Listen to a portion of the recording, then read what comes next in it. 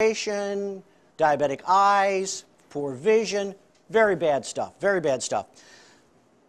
I said this before, and your patients are going to say this, it can't happen to me.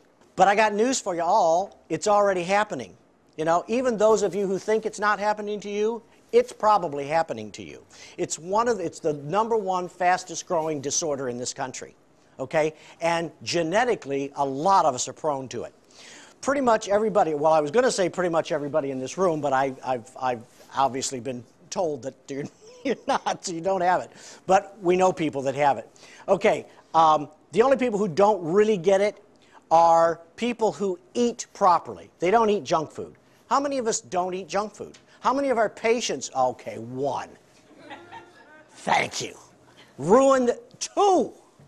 Ruined the whole curve. Now I got to flatten out the curve. See, I'm used to talking to people who don't eat well, okay? Maybe that's just in Chicago. New Yorkers all eat well, is that right? Okay, in California, they eat a lot better than we do here. They eat trees and bushes all day long. I mean, you go out to get a good meal there, and all they got is salads. What is this? Give me some meat somewhere, somebody, please. All right. All right, so what can you eat? Trees and bushes. My doctor once said to me, it's an old Bill Cosby joke, it's lost on most people. My doctor said to me once, I said, well, then what can I eat? Because he gives me this list, right, of things I can't eat. What can I eat? He said, I got news for you. If you put it in your mouth and it tastes good, spit it out. You can't have it. All right. I'm going to skip this one. Does everybody know what the symptoms pretty much of diabetes are and poor circulation and that? Memory loss, blurred vision, toenail. We did this already. If left unchecked, okay, what can happen? Well, all of those things that we talked about, plus cracked skin on your legs. What happens is when we get a lot of swelling in the legs, the skin starts getting really hard and tight. Have you seen that? Hard and tight, and starts to crack sometimes, starts to weep or break open, and eventually we get little bacteria in there. That's why we tell the diabetics what to do. What do you tell about to do with their feet? Check them how often? Every day. And I tell my patients, and wash your feet every day. Do a little soap and water, it feels good, keeps that bacteria down, keeps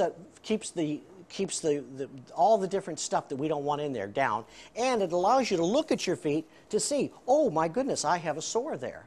Now I got to take care of it. But you know what? If you don't look at your feet, you're not going to find it. I can't tell you the number of patients.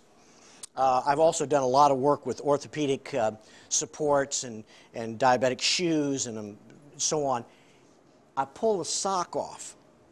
I don't want to sicken anybody here, but I pull the sock off. And you've seen it, right? I can just tell by your face. You know what I'm going to say ahead of time, don't you? You bet.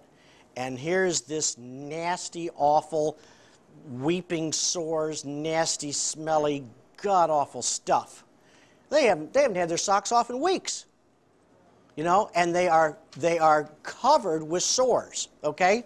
All right. And, of course, that's what happens. Gangrene sets in. And then what do we have? What do we have to start doing with the toes?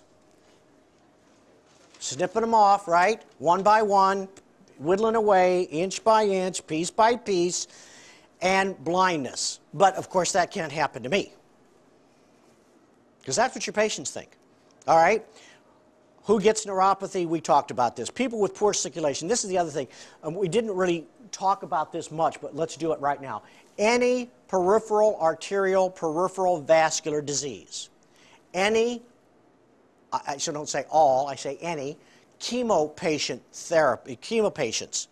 That stuff kills off blood vessels faster than you can imagine.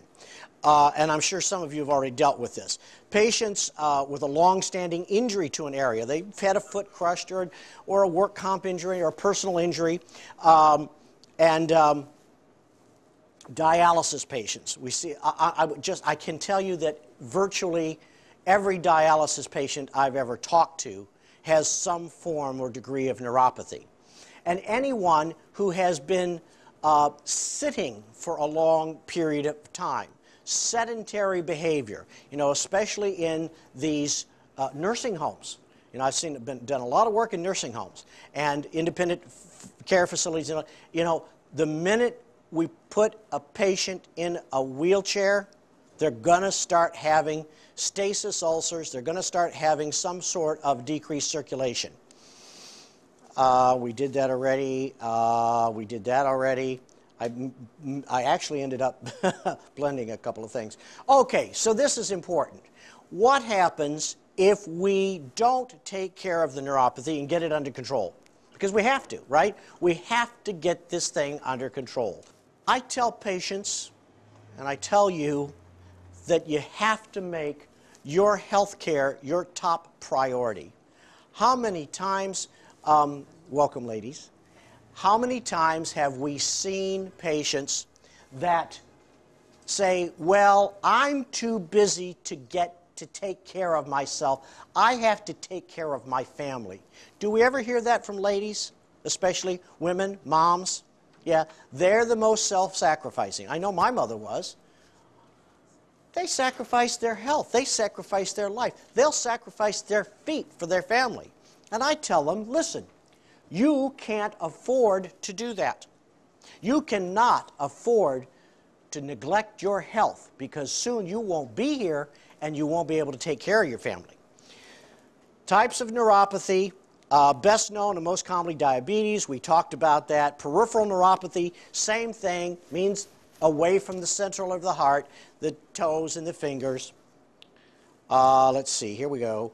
Idiopathic neuropathy. This is the most common one. And I argue with doctors all the time about this. Well, it's an idiopathic neuropathy, we can't figure out what it is, so I'm not going to treat it because I can't figure out where it came from.